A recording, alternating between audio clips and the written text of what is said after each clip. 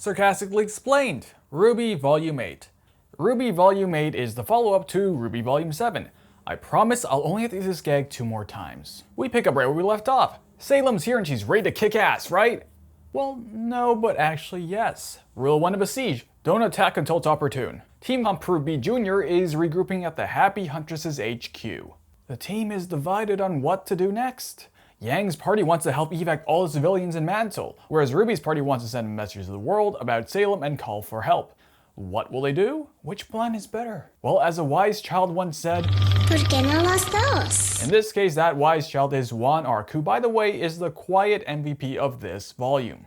Meanwhile, at Atlas Military Command, Clover is dead and everyone's rather sad and mad about it. Ironwood shoots Sleet. Why? Because 1, the situation is super duper serious now, and B, Jimmy's lost his damn mind. You'll be hearing that a lot. Like, I don't know why this is even up for debate. The dude's been putting the weight of the world on his shoulders for God knows how long. Someone's gonna crack under that pressure eventually. Team Yang's doing pretty good and they get a huge group of civilians to the crater. Well, except they run the one racist and entitled Karen, but what you gonna do? They do so good, in fact, that they have enough time to let Oscar get mauled and abducted by a grim doggo. Someone protect him already. This happens every volume since volume 5. Meanwhile, Ruby's team breaches a military compound and sets things up. Everything's going good. Too good. Because there's a trap. Judy Hopps and company ambush Penny. Nora unambushes the situation. Youch. And they let them go? In a surprising turn of events, Ironwood is forcing Watts to hack Penny at gunpoint. Many gunpoints.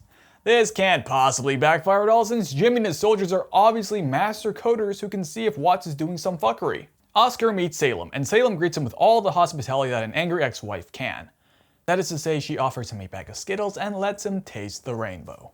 Touch the rainbow, taste the rainbow. That doesn't last long because Oscar's going to get tortured by Hazel. Someone please protect him because it's clear the Oscar Protection Squad has been a decisive failure. Cinder tries to take the initiative with another one of her great plans, but Salem says no. Jeez, can't imagine why that request got denied with Cinder's great track record of, success and all. Also, Neo exists and is literally perfect. No sarcasm. Team RWBY then decides to commandeer the Shnee Mansion by force, because, you know, it's not like Weiss couldn't have forced her way in without holding her kid brother at sword point. Like, I know Nora was in really bad shape, but what the hell is Whitley gonna do about this? Why does she think physical violence is the only way to... the cycle of abuse. It's a bitch, ain't it? Oh, and because Cinder's a genius, she disobeys Salem's orders and attacks Amity as they're trying to get it up. Why did I write that? Also, it's the battle of the Sass Queens as Maria needs to discipline this ice cream child. Oh, but because Abuelita is feeling merciful today, she will choose the less destructive of these 2 weapons right here. Cinder's plans fail. A shocker, I know. RWBY goes live to make a statement and this dork reaches everyone. Hi.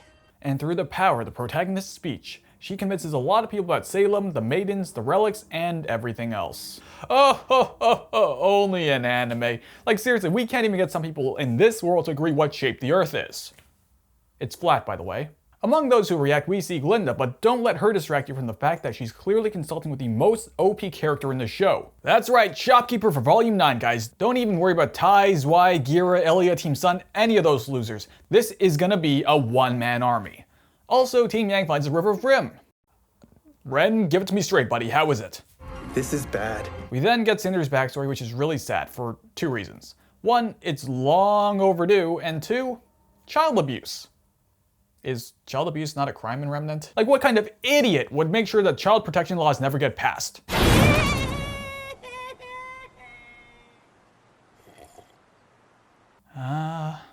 Yep, that would make sense. You know what they say, a child that is not embraced by the village will burn it down, and Cinder has been doing a whole lot of burning. Oh, and remember that whole thing about the cycle of abuse? Yep, you traded one terrible stepmom for another. Sorry about that, Cinder. Team Yang gets captured by Team Winter, but none of that even matters anymore because, oh, time is up. Siege is over and it's a storming time, laddies. Ah, well, it can't be that effective, right? Except it is. Ironwood, who has been super duper prepared for an attack, actually ends up doing nothing. I hardly blame him for it though, that was really surprising. In fact, the only one interested in preventing this catastrophe seems to be Atlas ship number 3 over here. Well, the rest of the fleet watches impotently. Atlas then wages war, but because their army's only good for one thing, according to Glinda measuring, their tactics leave a lot to be desired, like A lot. So much so that I got really mad and made a video about it. Oscar converts Hazel to his side thanks to Osmond's facts and logic. Turns out Salem doesn't want to rule Remnant. She just wants to die when she is killed. Oh, and if that weren't enough, he convinces Hazel by showing him how a priceless artifact works. Also, Emerald tags along because it turns out she was only evil curious all along. Thanks, Ruby Chibi. She's all, ooh, I don't know if I'm really evil or just evil curious. Also, Neo's totally gonna steal the lamp. Again! Ironwood says the most ironically sane thing I've heard come out of his mouth yet. He's gonna blow the whale to Kingdom Come. Winter's got the solution, but oh, right, Oscar's in there. Look, we only beat and shoot the farm boy here. We're not trying to blow him up, okay? Yang tries yelling at them, but thankfully Jean has another great compromise. Jean, once again, for MVP of this volume. Harriet continues to be a pain in every scene she's in, but then Ren evolves a semblance which I will now dub Ruby Thoughts, because he now knows what people really think. Elm gets mad, but Winter says calm down and it actually works. Crow, take notes. Everybody stay calm. Harriet is Harriet, but Winter pulls a Sarge. They're fugitives and traitors! I outrank you! But before that, here's Klein, the 7 dwarves who are Snow White. But wait, who called them? Oh, it's Whitley, and he's redeemed himself from being a little shit. Or as I like to say, a 14-year-old boy. Oh, and here's Penny, and she's bleeding green. They stabilize Penny, and then Whitley has his big moment. Use the Schnee Company fleet to evac everyone, easy win. Blake and Ruby get the generator going, but not before we finally, and I mean finally, get some meaningful Ladybug interaction. Ruby then has another horror movie mini-arc. Little Red, meet your big bad wolf. Oh, and also there is a hacked robot. Willow puts down the bottle and overcomes years of emotional abuse to be a good mom, firmly cementing Raven as the mother of the f***ing year. Yes, the title is ironic. Also, bring Raven back. Also, it turns out the Hound is a silver-eyed warrior, which is really f***ed given how Salem was around it. Like, she was real casual, like, holy f***. And so they drag Oscar's ass out of the whale, only to find that he was in the middle of doing that already. Everybody still hates Emerald, though. Oscar then gets his big moment, but it's not his big moment because Hazel literally dies here and he redeems himself, so it has to be muted and somber. Seriously though, our boy keeps getting robbed of his big moments. But he does nuke the whale, so yep, put that bomb in army away, we don't need him anymore. Speaking of prison breaks, here's another one. Oof, I really wouldn't want to be the person to tell Ironwood. Jimmy's definitely the type that would shoot the messenger. Now you would think Watts would be grateful to be liberated, but no, he chose violence today.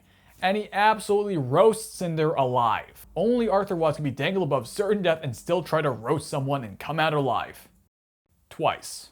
Actually reminds me of something else. お前ふざけんなよ。何が本気だ。お前を返品して特殊能力でももらえるものならとっとと返品してやるところだ。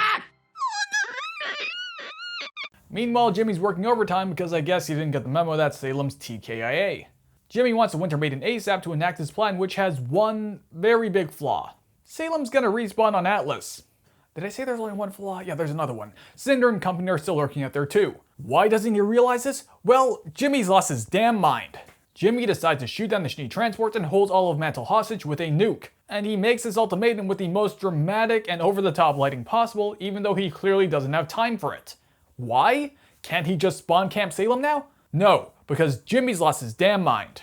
You see, the explanation works. I'm only half joking, by the way. Now, arbitrary detention, setting up an oppressive surveillance state, executing public representatives, shooting down civilian transports, and threatening to nuke a city are all pretty bad, but let's not forget Jimmy's biggest crime here. He made Fiona cry. Unforgivable. The Aesops don't think Ironwood's serious about nuking a city until he says he is. Marrow speaks up and is about to get shot for it until Winter saves Marrow's life with the least believable racist cop act I've ever seen. Reunion time. Sister goals, by the way, but there's no time for that because Team RWBY are done with it all, and they lash out at Emerald because she's an easy target. Oscar plays peacemaker, but RWBY's really salty about how the past couple of days have gone. She and Yang finally have a conversation about Summer. So was Summer turned into a hound or not? Maybe. Renora decides to take a break. Crow wants to kill a tyrant. Robin doesn't think that's a good idea. Crow thinks it is, very loudly. Robin shuts him up. I don't know why I put so much emphasis on this scene, but people are already shipping it, so f*** it. Penny's hacked. Again. Everyone in Emerald restrained her long enough to bring her back down to Earth. Or Remnant. Ozpin finally exits Oscar's mind's spare bedroom to make amends with everyone. They then get a bright idea. That bright idea? Infiltrate the Atlas military and kick Jimmy's ass. Jimmy brought a really big gun to the negotiations because... of course he did. Everyone then takes turn kicking his ass and they take control of the relic. Here's Ambrosius, and he needs incredibly specific instructions and diagrams for you to make something. First order of business, make Penny a normal girl with normal knees, and hugs. Second order of business, make portals to Vacuo. Oh, and Ambrosius tells them very specifically to not fall, so you know they're gonna fall now. The evac's going smooth until everyone's favorite disturber Cinder shows up. She played it smart for once and negotiated properly, and now she's a much bigger threat. She used the lamp to find out Team RWBY's plan and wasting the final question. Ironwood's in jail. Oh, how the turntables. Oh, he's not in jail anymore. And he sleeps Jacques. Yep, that's a verb now, and oh man, I know Jacques deserves something for all he's done, but I don't think getting turned into a pile of ash is it. Everyone fights for their lives. People fall. People include Xiang. But there's no time because they need to fight. Harriet still wants to nuke a city. Why? Well, no, because, shipping. It's probably rustled a few Jimmies by now. Speaking of rustled Jimmy, Jimmy fights Winter. Oh, remember how they want to go to Vacuo? Ooh, unfortunately it is sandstorm season. Sorry guys. Also, oops, the portals are only one way and they can't go back and help. Why can't I? Oh dear. Salem respawns. Winter's losing. Team RWBY's losing. Blake and Ruby fall. Penny's losing. Neo's winning. Aw, who's an adorable ice cream terrorist? Penny exercises the last bit of control she has over her life and begs Jean to kill her so that she can pass the powers on. Ouch. That's also an incredibly tough ask. Also, what's this show got against redheads? Penny and Winter meet one last time. Winter becomes the Winter Maiden and destroys Ironwood. Weiss is the last woman standing until, oof, she falls. And Winter's too late. But there's no time for that because she has a job to do and has to save everyone on the other side of the portal. In the end, things add up pretty well for Salem. She holds 2 relics now and it's all but destroyed the Atlas military. Oh, but we're not done yet. Cinder lies through her teeth to Salem again about what happened. Geez, wonder how that's gonna work out. Oh, and Watts has gone from roaster to roasty. Jimmy wants to shoot someone one last time, but Cinder disarms him with one cheeky line. And so Atlas, condemned to hold the world upon its shoulders, falls, and it has become Atlantis. Everything that Ironwood was afraid of happening, happened. RWBY's presumed KIA until... That's right, y'all. We're going to Wonderland. And that was RWBY Volume 8, Sarcastically Explained. If you like this video, remember to like, comment, subscribe, turn on notifications, and if you got something you want to see me sarcastically explain next, let me know down in the comments below, and also check out our merch and other videos. Thanks for watching.